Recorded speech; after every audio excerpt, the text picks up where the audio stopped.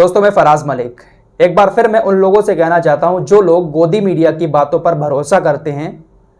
गोदी मीडिया किस तरीके से आप लोगों को बेवकूफ बनाकर आपके दिलों में नफरत भर के अपनी दुकानें चला रहा है ना, इसका अंदाजा आज आप लोगों को हो जाएगा। एक बहुत बड़े झूठ से पर्दा उठा है और यह पर्दा मैंने नहीं बल्कि उत्तर प्रदेश की पुलिस ने खुद उठाया है। उत्तर प्रदेश की पुलिस गाजियाबाद की एक डॉक्टर ने झूठ बोला और बहुत बड़ा झूठ, झूठ ऐसा कि समाज में नफरत पैदा हो गई।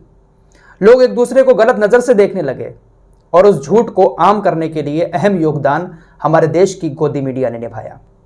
गोदी मीडिया की तो आदत है, कोई भी इंसान जाकर यह कह दे गोदी मीडिया से, या गोदी मीडिया को पता चल जाए कि भाई उस शख्स ने मुझे मारने की धमकी दी है, भले ही वो बात सच हो ना हो, लेकिन अगर कोई कह रहा है कि मुसलमान नाम वाले शख्स ने मुझे मारने की धमकी दी है, तो गोदी मीडिया तथ्यों की जांच नहीं करेगा, हकीकत क्या है उसकी कोई जांच नहीं करेगा, बस चीखना पुकारना शुरू कर देता है। आरोप का कनेक्शन कहीं पर भी अगर झूठे में भी मुसलमान के नाम पर है तो गोदी मीडिया बिना जांच पड़ताल किए देश के अंदर नफरत फैलाना शुरू कर देता है और उसके बाद इनका मुंह काला हो जाता है। यार कुछ तो शर्म करो, समाज में नफरत घोलकर ये पैसा जो कमाते हो, कैसे अपने बच्चों का पेट भरते हो यार? पहले इन्वेस्टिगेशन तो हो जाने दिया करो। पुलिस तहकीकात करती रहती है और ये अपना एजेंडा चलाना शुरू कर देते हैं। गाजियाबाद का एक डॉक्टर छोटा मोटा क्लिनिक चलाता है, हिंदूवादी संगठनों से जुड़ा हुआ भी है। साफ तौर पर कहूं तो यति नरसिम्हन सरस्वती का चेला इसको कह सकते हैं। इसका नाम आप लोगों को क्या बताऊं, वैसे ही इसने अपना नाम कमाने के लिए इस तरीके का झूठ बोला था। इसने कहा कि मेरे पास एक कॉल आया अमेरिका से और मुझे सर तन से जुदा की धमकी दी कि जिस तरीके से कन्हैया लाल को मारा, टेलर को, महाराष्ट्र के अंदर किसी को मारा, इस तरीके से तुम्हें भी मारेंगे क्योंकि तुम हिंदूवादी संगठनों से जुड़े हुए हो और उनका सपोर्ट करते हो। अमेरिका से कॉल आया और इस तरह की धमकी दी। इस डॉक्टर ने इस बात को लेकर बाकायदा 2 सितंबर को पुलिस के पास जाकर एफआईआर दर्ज करा दी। अब जब पुलिस के पास मामला पहुंचा और मामला मीडिया तक आया तो उसके बाद मीडिया ने कैसा ढिंढोरा पीटा था, जरा एक झलक देख लीजिए आप। गाजियाबाद में सरतन से जुदा की धमकी दी गई है और यह धमकी एक डॉक्टर को दी गई है। पहले डॉक्टर साहब, डॉक्टर अरविंद वत्स, मैं आपसे बातचीत करना चाहूंगा। आपको क्यों डर लग रहा है? आपने बहुत सारे मीडिया हाउसेस से बातचीत की, आपने इंडिया टीवी से बातचीत की, तो इसमें कोई बहुत बड़ी बात नहीं है जिसने डॉक्टर साहब को धमकी दी हो, वो डॉक्टर साहब का पूर्व परिचित हो। को सिर तन से जुदा गाजियाबाद में प्रैक्टिस करने वाले डॉक्टर वत्स को सिर तन से जुदा गैंग ने फोन पर मौत की धमकी दी है और सीधे सीधे ये कहा है कि जो हाल राजस्थान के उदयपुर में टेलर कन्हैया लाल का हुआ, जो हाल अमरावती में फार्मासिस्ट उमेश कोल्हे का हुआ, वही हश्र अब डॉक्टर वत्स का होने वाला है। आखिर क्या है डॉक्टर को सिर तन से जुदा गैंग की धमकी का पूरा हिंदूवादी संगठनों के समर्थन की सजा, सिर तन से जुदा।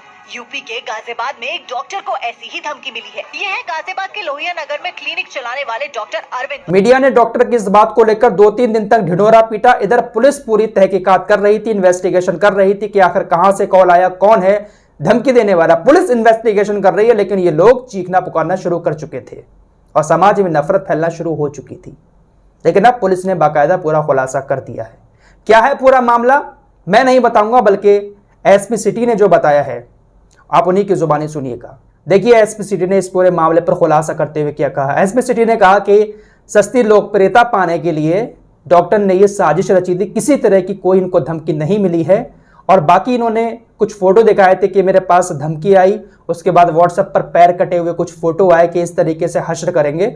उन सारी चीजों को लेकर पुलिस ने क्या कहा आप खुद सुन लीजिए। कॉल आया था, उस व्यक्ति को हम लोग लेकर आ गए हैं। इसमें पूछताछ में पता चला है कि इस व्यक्ति का नाम अनीश महतो है, जो कि छपरा बिहार के रहने वाले हैं।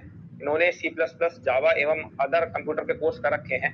पूछताछ में इन्होंने बताया है कि ये अस्थमा के एक पेशेंट है और ये डॉक्टर से पूर्व से ही परिचित है। ये डॉक्टर से अगस्त एंड में अपने मित्र करण चौहान के यहाँ मिले थे, जिसमें कि करण ने इनको मिलवाया था और डॉक्टर से इन्होंने अपने उपचार के हेतु बातचीत करी थी। डॉक्टर ने इनका नंबर ले लिया था और बाद में ये और डॉक्टर आपस में संपर्क में रहे हैं। इनकी बात 2 तारीख को दोबारा हुई थी, जिसमें कि इस पेशेंट ने डॉक्टर को बताया था कि उनके पांव में सूजन आ गई है, जिसके बाद डॉक्टर ने उनको कुछ दवाइयां रिकमेंड करी थी और इन्होंने अपने सूजे हुए पांव की फोटो भी डॉक्टर को भेजी थी। इसमें हम लोग को ये पूरा मामला संदिग्ध लग रहा था और अब ये प्रूव हो गया है कि डॉक्टर ने अपनी लोकप्रियता पाने के लिए ये हरकत करी है। तो अब कुछ आगे की क्या कार्रवाई रहेगी? इसमें डॉक्टर के विरुद्ध झूठी सूचना पुलिस को देने के लिए, भ्रामक सूचना देने के लिए हम इस मैटर को एक्सपंज करके इसमें जो भी आवश्यक वैधानिक कार्रवाई हम तुरंत कर रहे हैं। सर, दो क्वेश्चन इसमें अहम है। एक तो ये जो मरीज आप बता रहे हैं जो डॉक्टर से बात कर रहा था, ये डॉक्टर को पेमेंट कर रहा था या नहीं कर रहा था। दूसरा ये अपनी डीपी पर और जो नंबर ट्रेस हो रहा था वो किसी स्टीवन ब्रांड के नाम से हो रहा था, तो उसका क्या कारण इसने पूछताछ में बताया है? देखिए, ये पेमेंट के बारे में क्योंकि ये पूर्व में ही परिचित थे और इनके मित्र जो हैं करण चौहान, जिनका आचार का होलसेल का काम है, उसके ऑफिस में उनसे मुलाकात हुई थी। तो ये क्योंकि उसके माध्यम से परिचित थे, इनकी मित्रता थी, तो इनमें कोई कंसल्टेशन फीस का आदान प्रदान नहीं हुआ था। और जो दूसरा सवाल आपने पूछा है उसमें ये नंबर बता रहा है कि क्योंकि ये मालवीय नगर में रहता है, अपना टशन दिखाने के लिए इसने ये इंटरनेट को देख के ये वर्चुअल नंबर क्रिएट करा था, जिसमें कि इसमें जो डीपी वगैरह ये इंटरनेट के थ्रू ही अलॉट होती है और वो नाम भी इंटरनेट के थ्रू अलॉट होता है, तो इसने स्पेसिफिकली कोई ऐसा नाम नहीं रखा था। क्या कारण रहा सर? डॉक्टर के पास कई मरीज आते होंगे, किसी को इस सस्ती लोकप्रियता के लिए चुना? देखिए, उसकी जानकारी में भी था। संभवतः ये कारण हो सकता है क्योंकि ये जो नंबर है इसने इंटरनेट पे बना रखा था और ये यूएस का नंबर एक दिखाई दे रहा था।